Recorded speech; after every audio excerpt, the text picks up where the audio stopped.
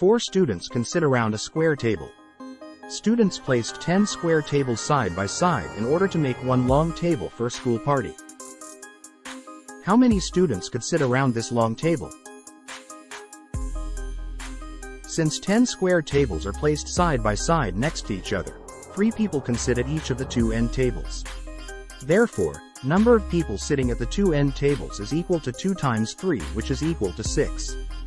Now, at each of the remaining 8 tables in the middle, only 2 people could sit across each other.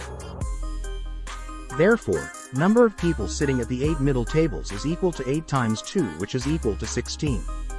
Hence, total number of people who can sit around these 10 tables is equal to 6 plus 16, which is equal to 22. Thank you for watching.